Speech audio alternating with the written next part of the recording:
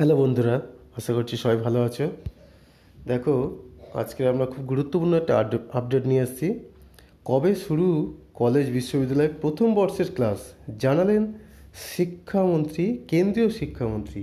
এটা 22-এর রিপোর্ট। দেখো কবে থেকে ক্লাস হবে। করোনার প্রকোপে ধাক্কা খেয়েছে পঠন পাঠন, বন্ধ কলেজের পরীক্ষা। দ্বাদশ শ্রেণীর পরীক্ষা মিটে গেলেও এখনও কলেজে ক্লাস শুরু করা সম্ভব হয়নি। কিন্তু মহামারীর জন্য তো আর পড়াশোনা থেমে থাকতে পারে না। তাই স্নাতক ও স্নাতকোত্তরের প্রথম সেমিস্টারের নয়া শিক্ষাবর্ষ শুরুর দিনক্ষণ ঘোষণা করল কেন্দ্র।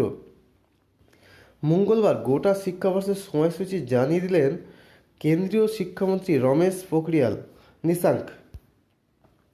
টুইটারে কেন্দ্রীয় শিক্ষামন্ত্রী বলেন, করোনা ভাইরাস মহামারীর পরিপ্রেক্ষিতে 2020-21 শিক্ষাবর্ষের স্নাতক ও স্নাতকোত্তরের প্রথম বর্ষের সূচি নিয়ে কমিটির রিপোর্ট গ্রহণ করেছে কমিশন।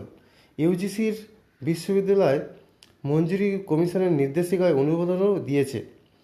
ফলে চলতি বছরের 1 নভেম্বর থেকে কলেজ ও বিশ্ববিদ্যালয়ের প্রথম বর্ষের ক্লাস শুরু হবে। এদিন টুইটে আরও কিছু গুরুত্বপূর্ণ তারিখের কথা উল্লেখ করেন কেন্দ্রীয় মন্ত্রী জানিয়েছেন, কলেজ ও বিশ্ববিদ্যালয়ের আগামী 31শে অক্টোবরের মধ্যে ভর্তি প্রক্রিয়া শেষ করতে হবে। প্রথম বর্ষ বা সেমিস্টারের পঠন পাঠন শুরু হবে 1 নভেম্বর 2020-তে।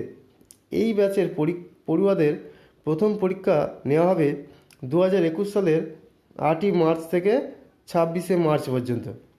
এরপর সেমিস্টার ব্রেক থাকবে 2021 সালের 27শে মার্চ থেকে 8 এপ্রিল পর্যন্ত, 4 এপ্রিল পর্যন্ত। এবারের ব্যাচের পড়ুয়াদের পরবর্তী শিক্ষাবর্ষের শুরুর তারিখ 2021 সালের 30শে আগস্ট। শুধুমাত্র নয়া শিক্ষাবর্ষ ঘোষণাই নয়, পড়ুয়াদের আর্থিক দিকের কথা মাথায় রেখে বেশ কিছু ঘোষণা করা হয়েছে। বলা হয়েছে, চলতি বছরে কোনো পড়ুয়া কলেজ বা বিশ্ববিদ্যালয়ে ভর্তি হয়েও ছেড়ে দিলে পুরো অর্থ ফেরত পাবেন। একই সুবিধা মিলবে মাইগ্রেশনের ক্ষেত্রেও, তবে তা করতে হবে 30 নভেম্বরের মধ্যে। শুধুমাত্র চলতি বছরের জন্য এই সুপারিশ কিন্তু মিলবে, এটাই খবর। তবে ইউজিসির এই ঘোষণায় ফের জটিলতা তৈরি হয়েছে। বাংলায় 18 অক্টোবরের পর্যন্ত কলকাতা বিশ্ববিদ্যালয়ে স্নাতক স্তরের 3য় বর্ষের পরীক্ষা চলবে। এরপর কীভাবে 1 নভেম্বর থেকে স্নাতকোত্তরের প্রথম বর্ষের ক্লাস শুরু করা সম্ভব হবে তা নিয়ে জটিলতা বেড়েছে। আরেকটা গুরুত্বপূর্ণ আপডেট দেখো, ইউজিসির নির্দেশিকা মেনে পরীক্ষার সময় কমালো কলকাতা বিশ্ববিদ্যালয়, বরাদ্দ মাত্র 2.5 ঘন্টা।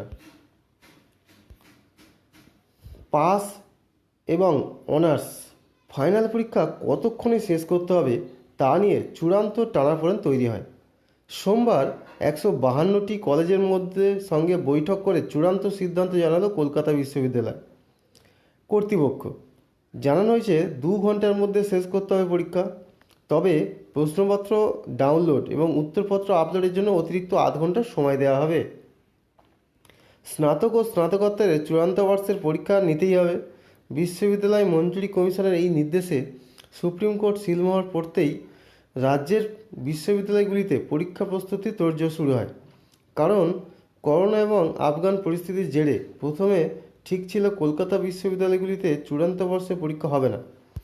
আগের সেমিস্টারে পাওয়া নম্বর ও ফাইনাল অ্যাসেসমেন্টের ভিত্তিতে ইন্টারনাল অ্যাসেসমেন্টের ভিত্তিতে চূড়ান্ত বর্ষের ফলাফল প্রকাশ করা হবে। কিন্তু ইউজিসি জানায়, পরীক্ষা ছাড়া স্নাতকের সার্টিফিকেট দেওয়া যায় না, তাই পরীক্ষা নিতেই হবে।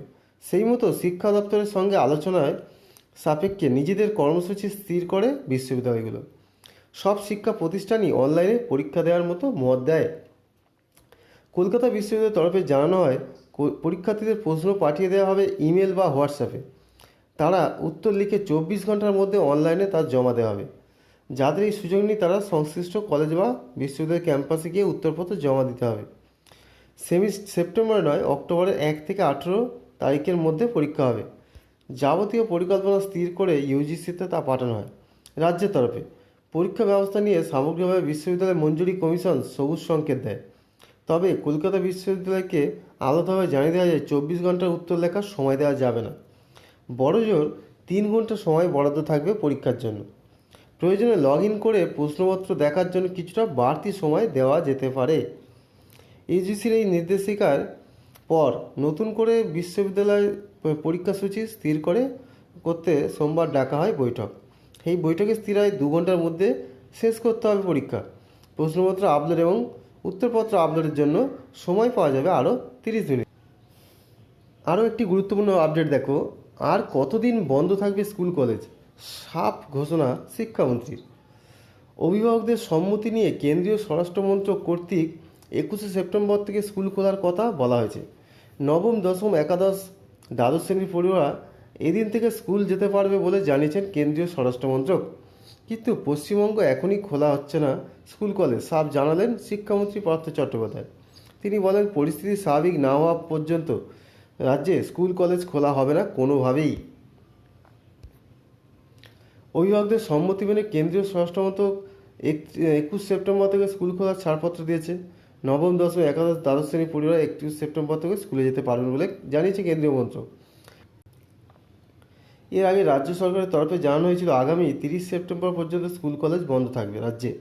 কিন্তু কেন্দ্রের তরফে জানানো হয়েছে অভিভাবকদের সম্মতি থাকলে 21 তারিখ থেকে পড়ুয়াদের স্কুলে পাঠাতে পারবেন। কিন্তু রাজ্য ও কেন্দ্র দুই প্রকার সিদ্ধান্তের ফলে বিভ্রান্তিকর শিকার হচ্ছিলেন অভিভাবক এবং পড়ুয়ারা। তাদের অনেকেই ভাবছিলেন, যেভাবে করোনা সংক্রমণ বেড়ে চলেছে তাতে স্কুল কলেজ খুলবে কীভাবে, পড়ুয়াদের সেখানে পাঠাবেন। ফলে শিক্ষামন্ত্রী পূর্ব ঘোষিত 30 সেপ্টেম্বরের কথা মনে করিয়ে দিয়ে জানান, রাজ্যে আপাতত খুলছে না স্কুল কলেজ। সেক্ষেত্রে বিষয়টি পরে পুনর্বিবেচনা করে রাজ্য তরফে সিদ্ধান্ত গ্রহণ করা হবে। পার্থবাবু এরপর বলেন, কলেজ বিশ্ববিদ্যালয়ের ছেলেমেয়েরা তো সিনিয়র, কিন্তু করোনা আক্রান্তের সংখ্যা যখন হু করে বাড়ছে, সেই সময় স্কুল কীভাবে খুলবে মাথায় আসছে না। আমাদের যে গ্লোবাল কমিটি রয়েছে তারাও আশঙ্কায় রয়েছে।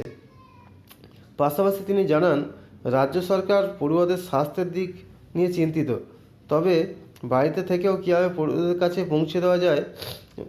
পৌঁছানো যায় সে কথা ভাবছে রাজ্য। ইতিমধ্যেই একাধিক ব্যবস্থা গ্রহণ করা হয়েছে রাজ্যের তরফে পড়ুয়াদের পড়ানোর উদ্দেশ্যে।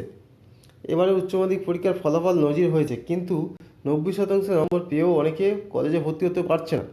এই বিষয়ে পার্থবাবু জানিয়েছেন, যথেষ্ট আসন আছে কলেজ ও বিশ্ববিদ্যালয়ে, আসল সমস্যা পছন্দের।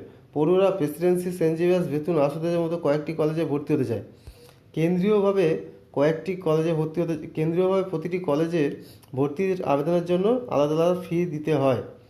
সেক্ষেত্রে স্নাতক স্তরে ভর্তির আবেদন করতে ফি দিতে হয় না বলে জানান তিনি। ইঞ্জিনিয়ারিংয়ের ভর্তি প্রসঙ্গে তিনি জানান, জয়েন্ট এন্ট্রান্স বোর্ড কেন্দ্রীয়ভাবে কাউন্সেলিং করছে, কিন্তু অনেক বেসরকারি ইঞ্জিনিয়ারিং কলেজ কাউন্সেলিংয়ের বিষয়টি তুলে দেওয়ার জন্য আবেদন করছে। একই সঙ্গে দুস্থ মেধাবী ছাত্রদের পাশে থাকার আশ্বাস দিয়েছেন তিনি। এই ছিল আজকের মতো আপডেট। আশা করি এই আপডেটটা তোমাদের নিশ্চয়ই ভালো লেগেছে, তোমরা অনেক কিছু জানতে পেরেছো। যদি ভিডিওটা ভালো লাগে অবশ্যই লাইক করো, শেয়ার করো এবং বন্ধুদের সঙ্গে সেটাকে শেয়ার করে আরও বিভিন্ন জায়গায় ছড়িয়ে দাও, যাতে সবাই এটা জানতে পারে। আর চ্যানেলটিকে নতুন হলে অবশ্যই সাবস্ক্রাইব করে রাখবেন। ঠিক আছে, পরবর্তী আপডেট নিয়ে আবার তোমাদের সঙ্গে দেখা হবে।